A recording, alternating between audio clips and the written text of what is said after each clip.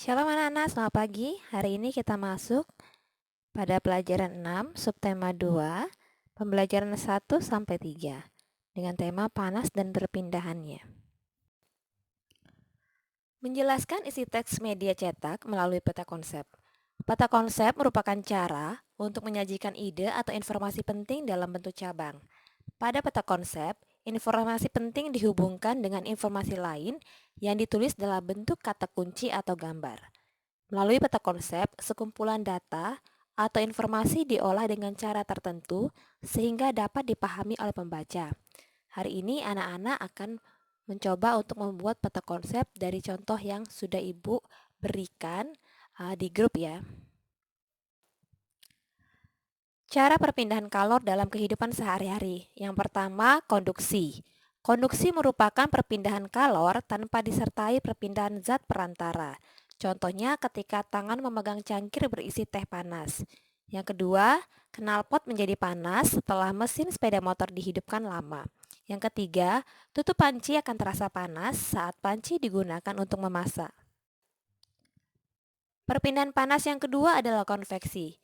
Konveksi merupakan perpindahan kalor melalui perantara di mana zat perantaranya ikut berpindah.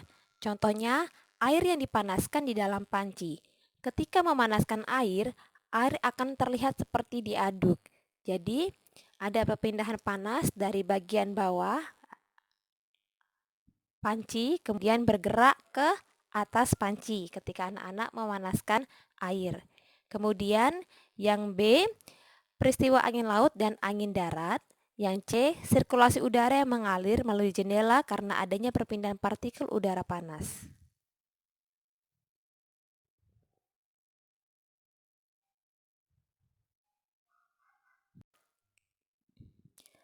Perpindahan kalor yang ketiga adalah radiasi. Radiasi merupakan perpindahan kalor tanpa melalui perantara. Contohnya, tubuh akan terasa hangat ketika dekat dengan api, seperti saat dekat dengan api unggun. Kemudian yang kedua, panas matahari yang terasa sampai ke permukaan bumi. Yang ketiga, menghangatkan telur ayam atau telur bebek di bawah cahaya lampu.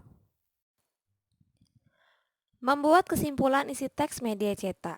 Kesimpulan dibuat dengan cara mengambil intisari dari informasi teks berdasarkan apa yang telah diuraikan melalui poin-poin atau peta konsep. Selain itu, kamu juga perlu memperhatikan pemilihan kata dan ejaan yang kamu gunakan saat membuat kesimpulan. Pola lantai dalam tari daerah.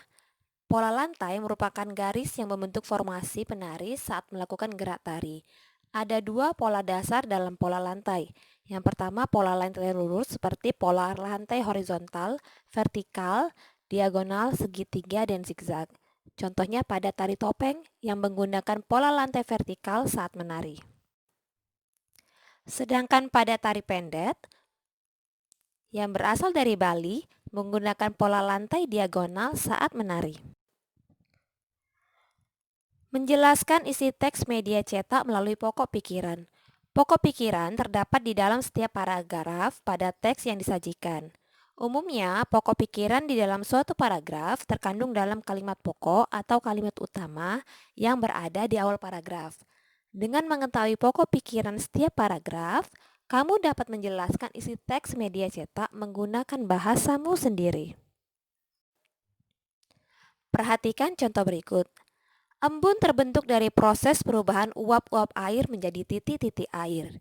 Proses terbentuknya embun ini biasanya terjadi pada malam hari, saat suhu udara cukup dingin. Saat udara dingin, udara tidak mampu menampung uap air dalam jumlah banyak. Uap air yang tidak mampu ditampung itulah yang kemudian berubah menjadi titik-titik air atau embun. Kalimat utama pada paragraf tersebut adalah embun terbentuk dari proses perubahan uap-uap air menjadi titik-titik air. Pokok pikirannya, proses pembentukan embun. Berikutnya, kita akan melihat aktivitas masyarakat dalam lingkungan sosial.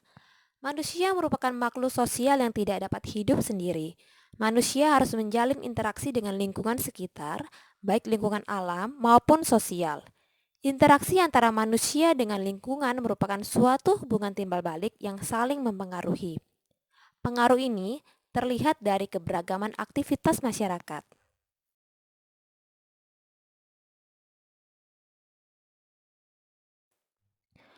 Kewajiban, tanggung jawab, dan hak warga masyarakat. Setiap warga masyarakat memiliki kewajiban, tanggung jawab, dan hak. Kewajiban, tanggung jawab, dan hak beragam wujudnya sesuai lingkungan tempat tinggal. Jika kita menjalankan kewajiban dan tanggung jawab dengan benar, kita akan mendapatkan hak. Kewajiban adalah sesuatu yang harus dilakukan oleh seseorang. Jika ingin memperoleh hak, kewajiban harus dilaksanakan terlebih dahulu. Tanggung jawab adalah sikap menyadari dan siap melaksanakan tugas dan kewajiban yang dimiliki. Hak adalah segala sesuatu yang diperoleh manusia sejak lahir dan menggunakannya tergantung pada peran yang dimiliki. Contoh ketika anak-anak berkemah. Mendapatkan rasa hangat dari api unggun adalah hak siswa. Sebagai kewajiban dan rasa tanggung jawabnya, semua siswa harus berbagi tempat dan tidak terlalu dekat dengan api unggun. Demikian pelajaran hari ini. Anak-anak silakan kerjakan tugas yang sudah Ibu berikan di grup dari buku Bu Pena. Selamat belajar, Tuhan memberkati.